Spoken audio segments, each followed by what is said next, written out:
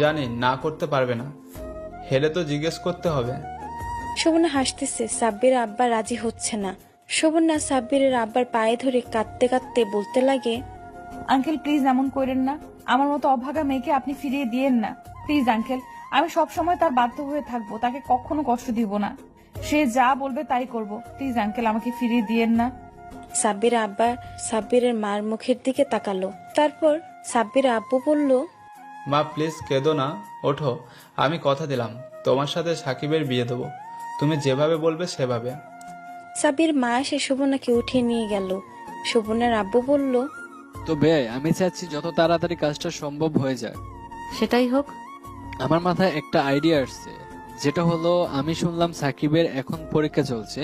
পরীক্ষা শেষ হলেই তাকে একদিনের জন্য দেশের বাইরে পাঠিয়ে দিন। এই দিনের ভিতরে আমরা কাজ সেরে ফেলতে চাই। ওকে, তাই হোক।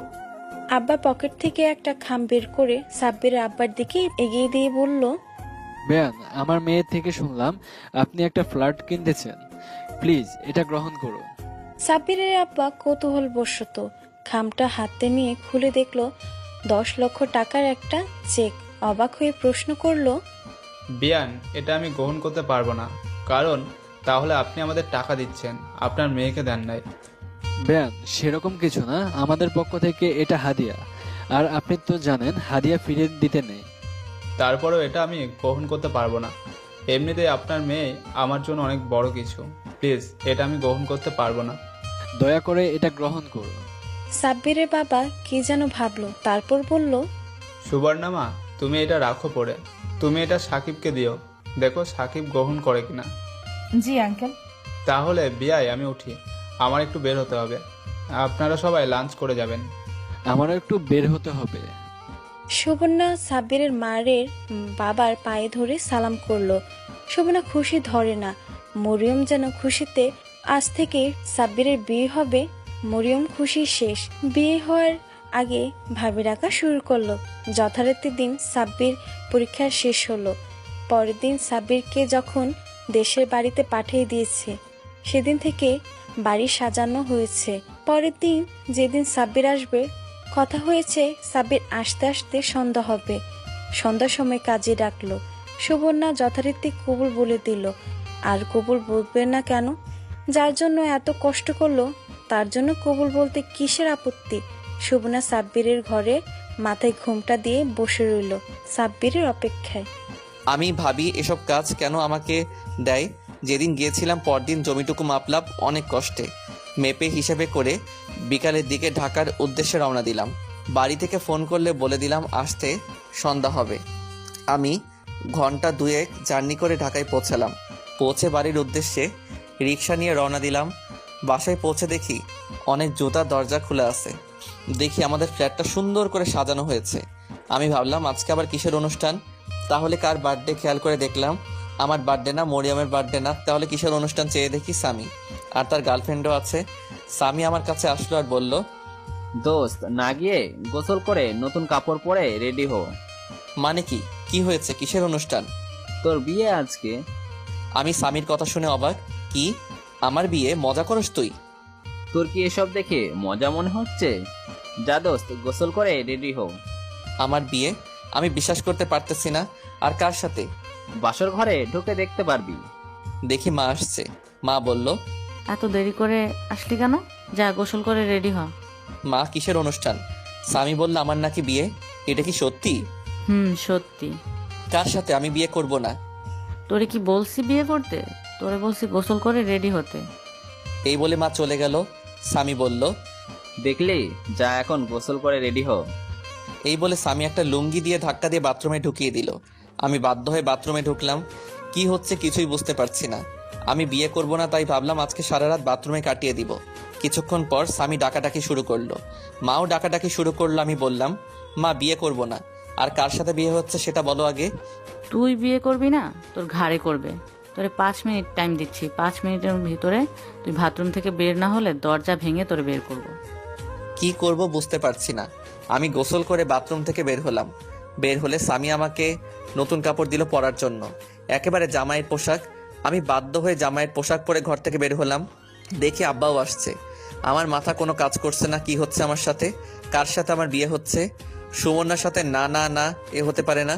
সুমনার সাথে বিয়ে হওয়ার থেকে ভালো সারা জীবন বিয়ে না করে থাকা ভালো। স্বামী আমাকে কাজীর সামনে বসালো, কাজী দোয়া পড়ল আর বলল কবুল বলতে। আমি কবুল বলতাম না, ঠিক করে রাখলাম যত কিছুই হোক আমি কবুল বলবো না। মা এত করে বলতে লাগলো কবুল বলতে, আমি কোনো কথাই কানে নিচ্ছি না। অবশেষে আব্বা বলল কবুল বলতে। আমি মার মুখের দিকে তাকালাম, দেখি মা বলছে কবুল বলতে। আব্বার মুখের দিকে তাকালাম, দেখি আব্বাও বলছে কবুল বলতে।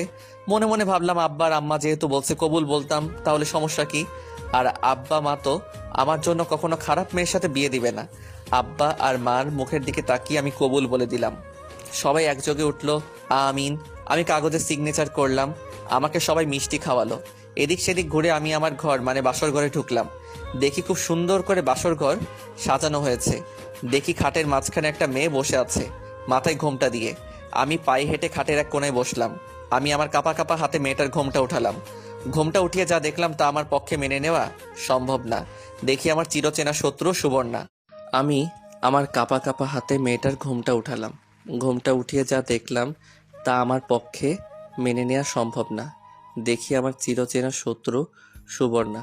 আমি অজ্ঞান হয়ে যাওয়ার অবস্থা। আমি কি দেখতেছি আমি যেন বিশ্বাস করতে পারতেছি না।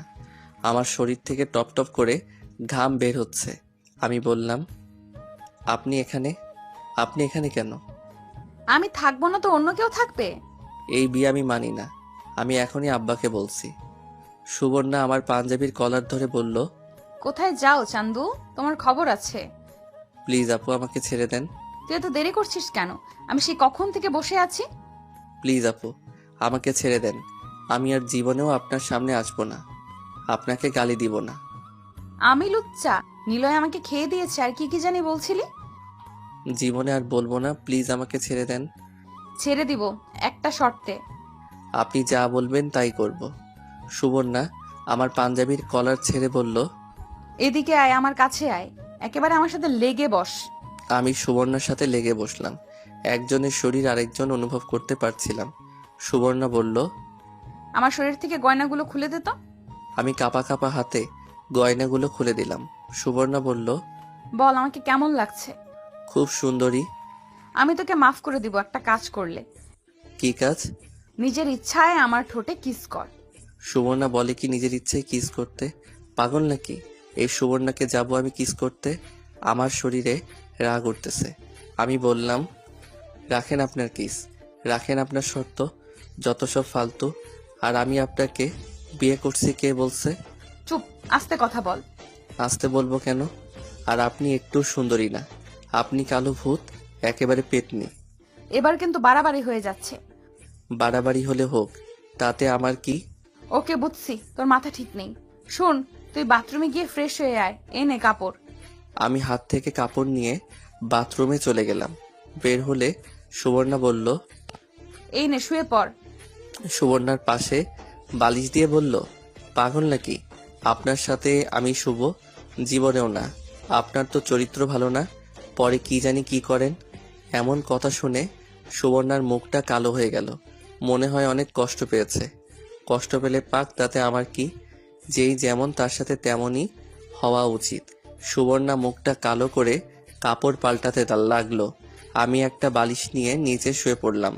কিছুক্ষণের মধ্যেই চোখে ঘুম চলে আসলো। সকালে ঘুম থেকে উঠেই দেখি সুবর্ণা আমাকে জড়িয়ে ধরে শুয়ে রয়েছে নিচে। এমনভাবে শুয়ে রয়েছে নড়তে পারছিলাম। আমি তাকে ডাক দিলাম, এভাবে শুয়ে আছেন কেন?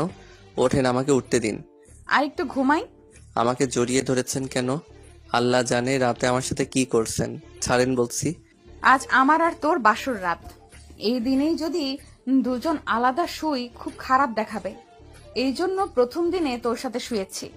খারাপ হলে হোক, আপনাকে কে অধিকার দিয়েছে আমার সাথে শোয়ার? ওঠেন ওঠেন। সুবর্ণা উঠে চলে গেল বাথরুমে। এই রুমের সাথেই একটা অ্যাটাচড বাথরুম আছে, যেটা শুধু এই রুমের মানুষ ব্যবহার করতে পারবে। আমি বিছানায় উঠে শুয়ে রইলাম। সুবর্ণা বাথরুম থেকে বের হয়ে বলল, কিরে আরো ঘুমাবি? যা ফ্রেশ হয়ে নে, আমি চা নিয়ে আসছি। আমি যেটা মনে চাই করব, সেটা আপনাকে নিয়ে ভাবতে হবে না। আপনি আপনার নিজের চরকায় তেল দিন। তুই মুখে মুখে তর্ক করিস কেন? আমি কি তোর খারাপ বলছি? করব, 100 বার করব। আপনি আমাকে আদেশ দেওয়ার কে? দেখেন আপু, আমার উপর অধিকার খাটাতে আইসেন না। ওকে, তোর যা ইচ্ছা কর। এই বলে সুবর্ণা বের হয়ে গেল ঘর থেকে। আমি বাথরুমে ঢুকে ফ্রেশ হয়ে বিছানায় শুয়ে রইলাম। সুবর্ণা চা নিয়ে আসলো। আমি বললাম, আমি চা খাবো না। চা খাবি না তো কি সিগারেট খাবি? হুম। এখন থেকে যদি সিগারেটের নাম মুখে উঠেছে তোর, এই মুখ আমি পুড়ে ফেলবো। দেখবো নে, আমি এখন গিয়ে সিগারেট খাবো। দাঁড়া, তোর আব্বাকে বলতেছি। এই না না আপু, আব্বাকে বইলেন না। এখন চা খা। সুবর্ণা চা দিয়ে একটা কাগজ আমার দিকে দিয়ে বলল, নে এটা ধর। কি এটা? আমি খুলে দেখলাম 10 লক্ষ টাকার একটা চেক। আমি বললাম, এটা কিসের জন্য? এটা আমার আব্বা তোর আব্বাকে উপহার দিয়েছিল, কিন্তু তোর আব্বা নেয়নি। এখন আমি কি করব? এটা তুই তোর আব্বাকে দিস।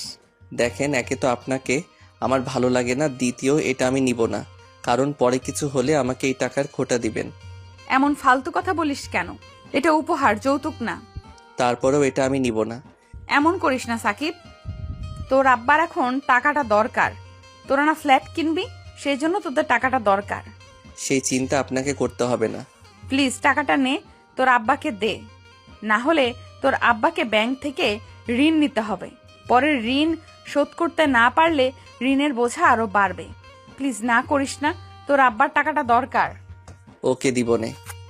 তাহলে আমি যাই, তুই চা খা। আমি চা খেলাম। চা খেয়ে কি করব? কলেজ বন্ধ, কোথাও ঘুরতে যাব সেটাও সম্ভব নয়। ভাবলাম সুবর্ণা আসুক, তার সাথে মজা করা যাক। আমি বসে বসে বেলকনিতে গিটার বাজাইতেছি। কিছুক্ষণ পর সুবর্ণা আসলো, বলল, কিরে তুই গিটার বাজাতেছিস কেন? জানিস না গিটার বাজানো ভালো না? জানি। তাহলে বাজাস কেন? ভালো লাগে। সামনে থেকে আর বাজাবি না। নে, দে গিটার দে, আর খেয়ে যা। সুবর্ণা আমার হাত থেকে গিটার নিয়ে চলে গেল। আমি খেতে গেলাম। খেয়ে দিয়ে রুমে এসে শুয়ে শুয়ে মোবাইল টিপতেছি আর কানে হেডফোন লাগিয়ে গান শুনতেছি। কিছুক্ষণ পর সুবর্ণা আসলো, এসে বলল, কিরে কি করিস? দেখতেছেন না?